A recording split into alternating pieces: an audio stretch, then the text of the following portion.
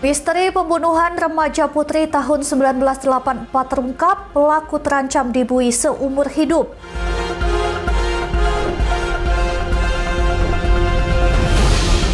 Vina Sitorus jadi Nyi Roro Kidul di ajang Miss Grand International 2025. Kylie Jenner rilis single perdana First Strike.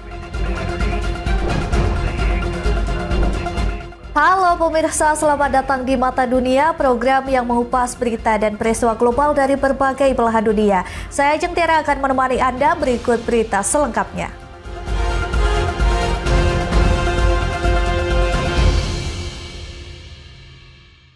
Kita awali dengan informasi yang pertama, pemirsa. Kasus perkosaan disertai pembunuhan dialami Teresa Fusco, remaja putri berusia 16 tahun di New York pada tahun 1984 terungkap. Pelaku ditangkap, ditahan, dan akan menjalani persidangan pada 21 November 2025. Pelaku Richard Bilodeau terancam hukuman penjara selama 25 tahun atau seumur hidup.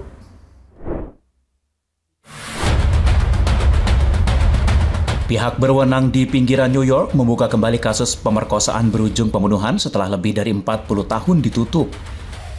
Pada tahun 1984 terjadi pemerkosaan berujung pembunuhan dialami seorang remaja Long Island, Teresa Fusco.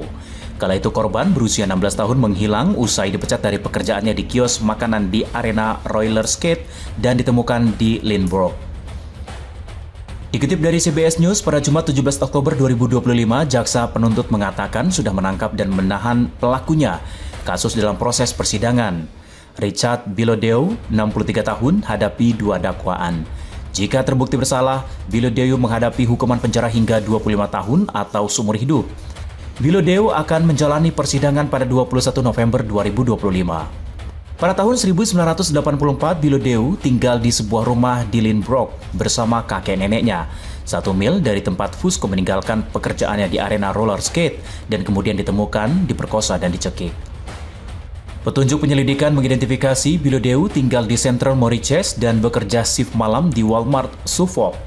Polisi menyita gelas dan sedotan yang dibuangnya di sebuah toko smoothie, lalu memeriksa DNA. Hasilnya DNA sama dengan ditemukan di tubuh korban. Teman dan keluarga korban mengatakan kepada penyelidik bahwa mereka tidak mengenali Bilodeau sebagai seorang yang pernah mereka kenal sebelum malam korban menghilang pada November 1984.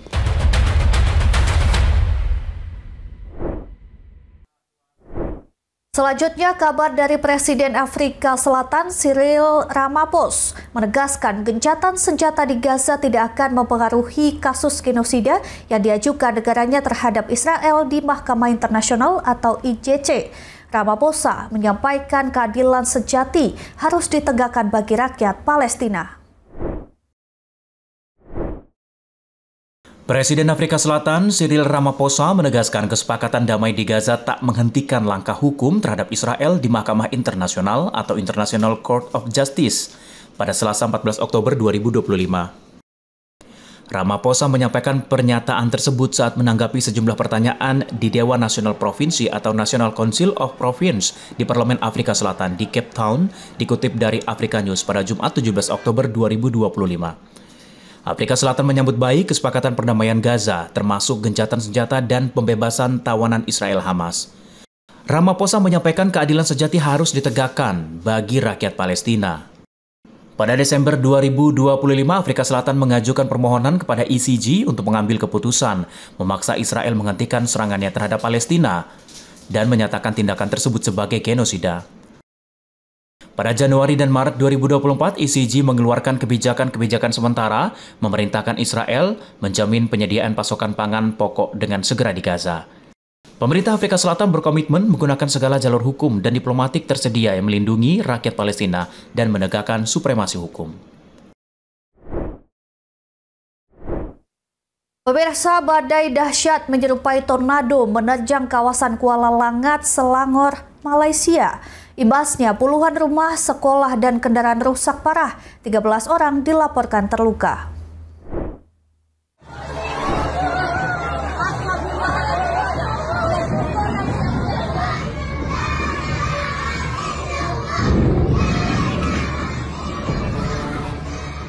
Sebuah badai dahsyat menyerupai tornado melanda kawasan Telok Panglima Garang, distrik Kuala Langat, Selangor, Malaysia pada Rabu sore 15 Oktober 2025. Dilaporkan 13 orang terluka termasuk 11 siswa sekolah dasar agama di Kampung Medan.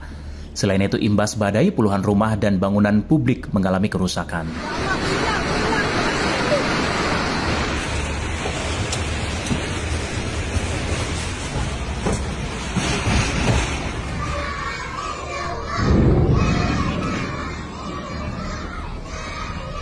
Menurut laporan Komite Pengurusan Bencana Daerah Kuala Langat, dari 11 siswa mengalami luka-luka, 5 diantaranya dirawat di Klinik Kesehatan Telok Panglima Garang. Sementara 6 lainnya dipulangkan ke rumah usai mendapat perawatan awal. Meski demikian, Kepala Polisi Kuala Langat, Muhammad Akmal Rizal Razi, mengonfirmasi tidak ada korban jiwa dalam kejadian tersebut. Badai juga menghantam kawasan industri Taman Perindustrian Sijangkang Jaya, menyebabkan atap berterbangan dan beberapa struktur bangunan roboh.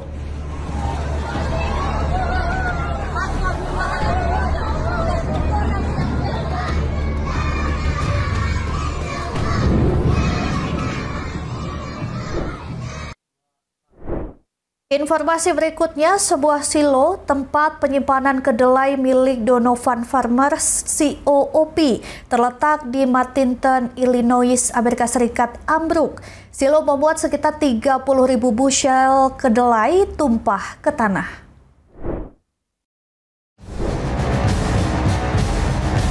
Sebuah silo tempat penyimpanan kedelai milik Donovan Farmers Co-op terletak di Martinton, Illinois, Amerika Serikat ambruk pada Rabu 15 Oktober 2025.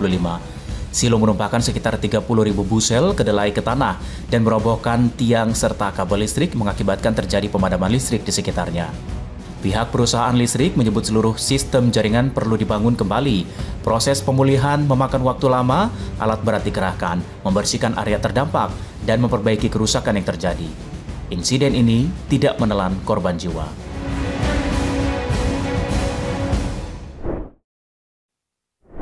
Pemirsa, jangan kemana-mana, kami akan kembali usai jeda dengan informasi menarik lainnya. Tetap saksikan Mata Dunia.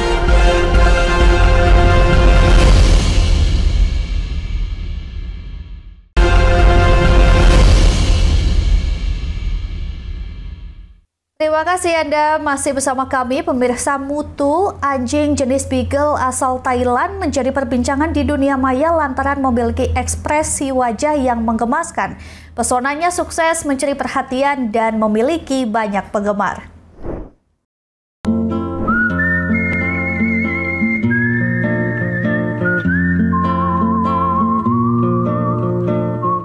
Belakangan ini, mutu anjing jenis Beagle asal Thailand menjadi perbincangan di dunia maya.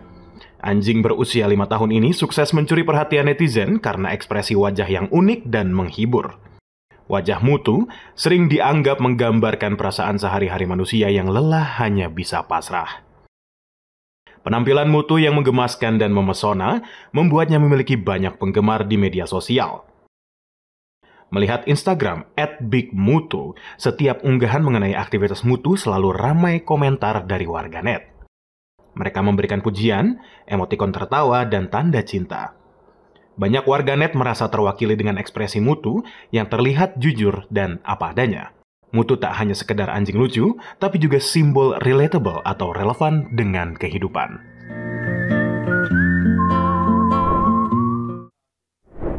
Pemirsa, Vina Sitorus menjelma jadi Nyi Roro Kidul di Miss Grand International 2025 di Bangkok, Thailand. Vina memboyong kostum nasional terinspirasi dari cerita rakyat ikonis ke kontes kecantikan tersebut. Miss Grand Indonesia, Naya Roro Kidul, the Queen of the Southern Sea, born from the eternal legends of the archipelago. Miss Grand Indonesia, Vina Sitorus tampil memukau di ajang Miss Grand International 2025 Bangkok, Thailand pada Senin 13 Oktober 2025. Vina Sitorus mengenakan kostum nasional bertema Nyi Roro Kidul di ajang internasional ini dalam sesi National Costume Competition yang digelar jelang malam final.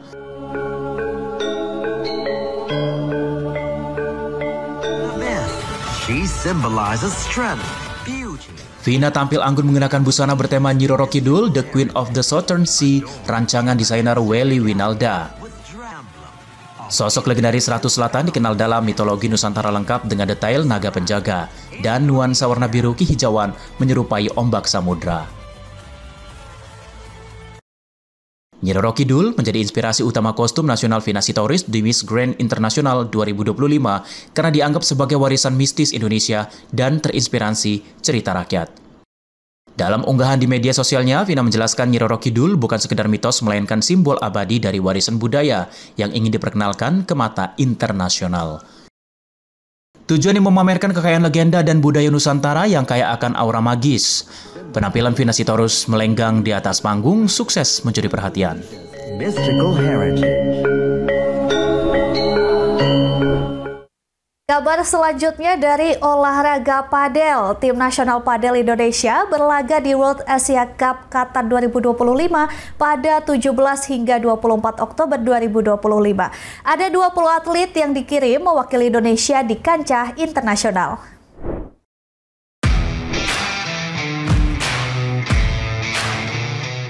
Sejarah baru bagi dunia olahraga Indonesia untuk pertama kali. Tim nasional padel Indonesia mencatatkan debut bersejarah di kancah internasional pada ajang bergengsi World Asia Cup Qatar 2025 yang berlangsung di Doha, Qatar mulai 17 hingga 24 Oktober 2025.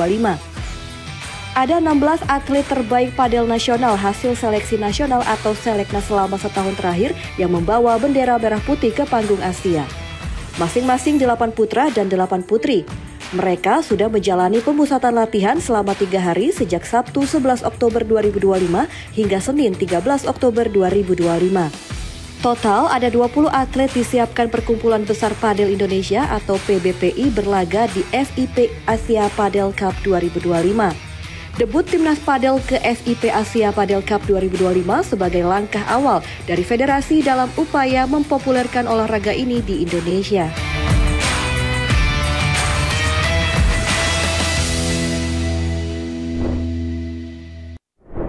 Beralih ke kabar lain, pemirsa, Kylie Jenner meluncurkan lagu perdana berjudul First Strike. Dalam video klipnya, Kylie Jenner memperkenalkan kembali alter ego legendarisnya King Kylie.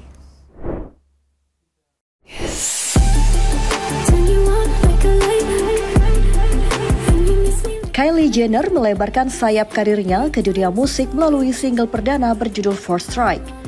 Lagu ini merupakan kolaborasi bersama duo pop T-Roy Jr. yang dirilis pada Selasa 14 Oktober 2025.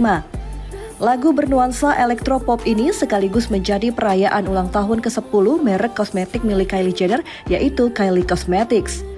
First Strike Kylie menampilkan sisi baru Kylie Jenner yang berani dan penuh gaya.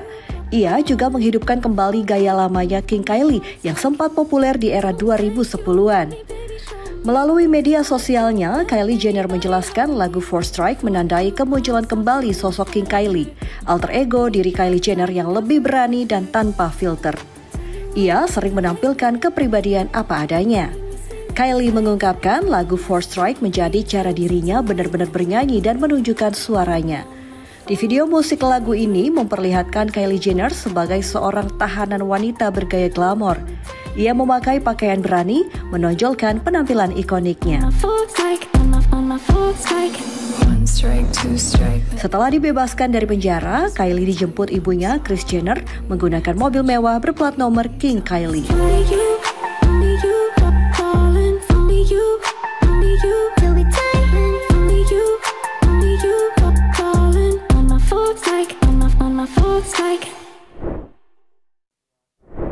Informasi berita lainnya akan kami sajikan usai jeda berikut ini. Tetaplah bersama kami.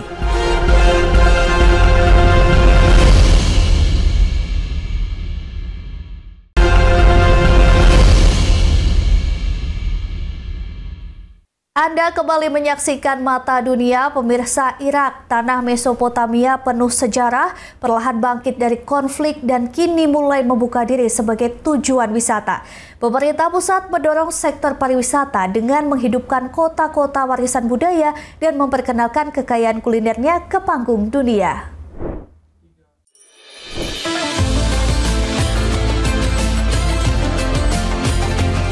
Baghdad, ibu kota Irak, kini dinobatkan sebagai kota pariwisata Arab tahun 2025. Pemerintah Irak gencar mempromosikan budaya, menggelar festival seni, dan merenovasi bangunan bersejarah demi menarik wisatawan domestik dan internasional.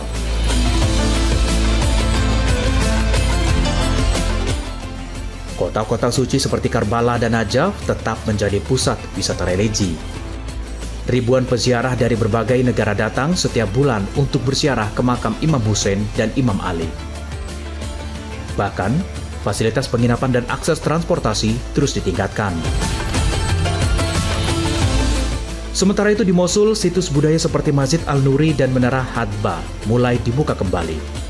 Meski pemulihan masih berlangsung, Mosul menjadi simbol kebangkitan sejarah.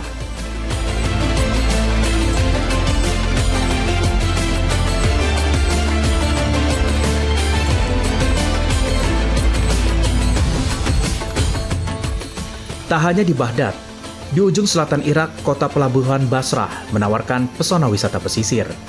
Sungai Sad Al-Arab dijadikan jalur kapal wisata dengan suasana senja yang memikat di tepian dermaga.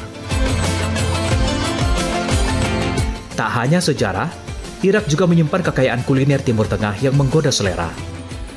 Salah satu hidangan paling ikonik adalah maskuf, ikan sungai yang dibakar perlahan dengan kayu kurma khas dari Baghdad dan Basrah.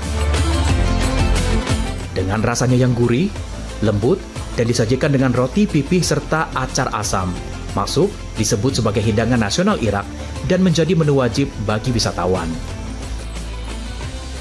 Dari selatan Islam hingga sajian khas yang menggugah selera, Irak menawarkan wajah baru bagi dunia. Negeri di tepi Tigris dan Eufrat ini tengah membangun harapan dari reruntuhan melalui budaya, kuliner, dan keramatamahan rakyatnya. Ishakan, Berita Nasional TV. Pemirsa, Yordania, sebuah negeri di jantung Timur Tengah yang kaya akan sejarah ribuan tahun, keajaiban alam, dan keramahan penduduknya. Di Yordania, Anda bisa menikmati beberapa destinasi wisata unggulannya. Berikut tayangannya untuk Anda.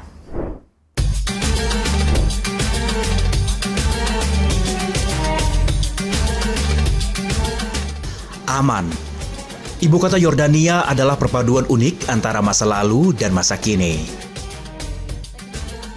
Dari kejauhan, bangunannya serba putih membuat kota ini dijuluki The White City. Namun Aman bukan hanya tentang sejarah. Di Rainbow Street, wisatawan bisa menikmati kafe-kafe modern, seni mural di dinding, hingga galeri seni kontemporer.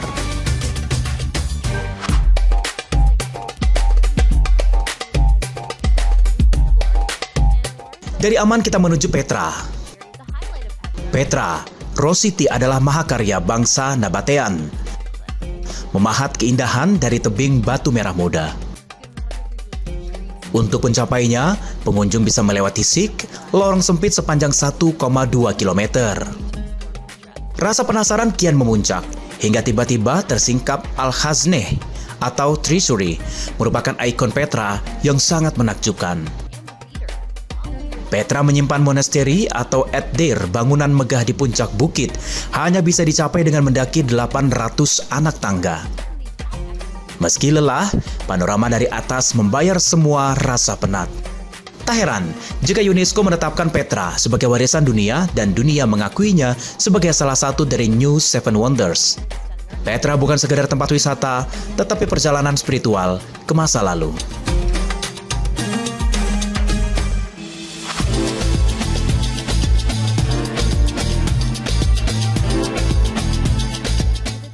Selamat datang di Wadi Ram.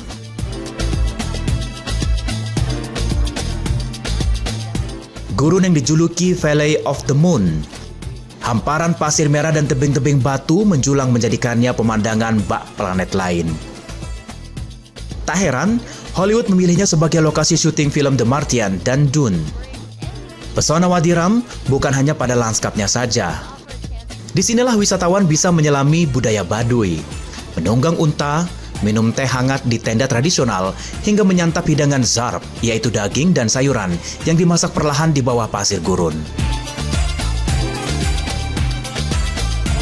Yang paling menakjubkan ketika malam tiba, langit Wadi Ram berubah menjadi panggung galaksi.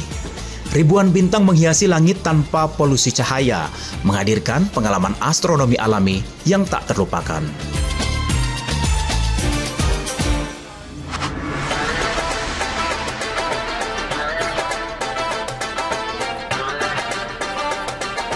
Perjalanan berakhir di Laut Mati. Titik terendah di muka bumi, lebih dari 400 meter di bawah permukaan laut. Airnya 10 kali lebih asin dari lautan biasa, yang membuat siapapun bisa mengapung tanpa usaha. Sebuah sensasi menjadi momen ikonik bagi wisatawan. Sementara lumpurnya yang kaya mineral dipercaya mampu menyegarkan kulit dan menyembuhkan berbagai penyakit. Tak hanya tempat wisata, Laut Mati adalah anugerah alam yang unik, sebuah keajaiban yang tak bisa ditemukan di belahan dunia lain.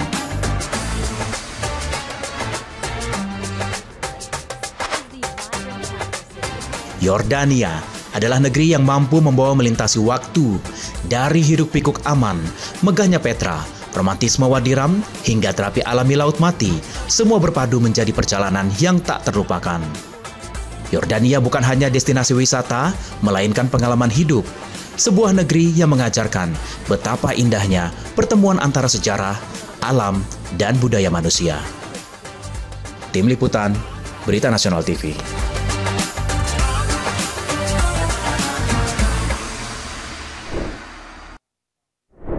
Informasi selanjutnya, data industri musik menunjukkan sekitar 85% konsumen Amerika kini menikmati musik lewat layanan streaming dan hanya sedikit yang menikmati dalam format fisik yang dimiliki sendiri. Tapi format fisik tak sepenuhnya mati, bahkan penjualannya tumbuh, yakni salah satu format asal piringan hitam vinil. Dua pemilik toko piringan hitam, Josie Records di Dallas, negara bagian Texas, masih ingat saat penjualan mereka mulai lesu. Ini terjadi sekitar tahun 2000-an awal. Our record stores were floundering. And this was peak digital download and Apple iTunes and stuff like that. So just the hardcore vinyl buyers were left buying at record stores. So there was few record stores left. There was a dwindling business model. Tapi belakangan musik dalam format fisik, terutama piringan hitam vinyl, melakukan comeback. For us, records have never gone out of style. We started collecting records in our teens, so that would have been in the 80s, and it just never left for us. But there are whole generations that grew up without vinyl. They grew up with just downloads. So there is a whole generation that didn't see that, but are coming back to it now to see that you get more of a tactile experience. Menurut Asosiasi Industri Rekaman Amerika Serikat, selama 2023, penjualan piringan hitam tumbuh 10% dibandingkan tahun sebelumnya. Menurut asosiasi yang sama, penjualan piringan hitam telah meningkat 17 tahun berturut-turut dan baru-baru ini menyalip penjualan CD. Bahkan saat ini penjualan vinyl mencakup sekitar 71% penjualan musik dalam format fisik. Album yang bisa dipegang dan dinikmati selayaknya buku fisik, inilah yang menurut pemilik toko musik hilang dengan digitalisasi lagu. It's a physical thing that you can collect, and there's a sort of collector gene in a lot of people, and so people do like to have something that they can display on their wall like a sort of library, which you can't really do with an MP3.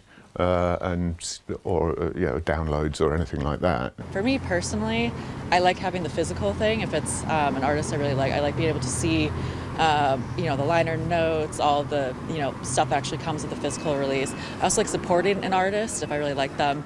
Para penggemar vinyl menikmati musik secara tradisional, juga mirip membaca buku secara urut. It's just a nice ritual to actually put it on, listen through a whole record. I feel like nowadays the process and ritual of listening through an album all the way through is kind of lost with streaming. You just put it on a playlist and shuffle.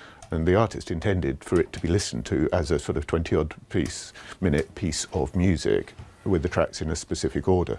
So I always like to think, well, you wouldn't take a DVD and watch each chapter out of order. Penjualan piringan hitam juga tak lepas dari efek Taylor Swift. karena bintang pop peraih Grammy tersebut juga selalu menerbitkan musiknya dalam bentuk vinyl dengan beragam fitur khusus yang digemari para Swifties. Dari Washington DC, Nova Purwadi dan tim VOA. Pemirsa, demikian Mata Dunia kali ini. Terus saksikan Berita Nasional TV. Saya Ajeng Tiara beserta kru yang bertugas pamit undur diri. Terima kasih dan sampai jumpa.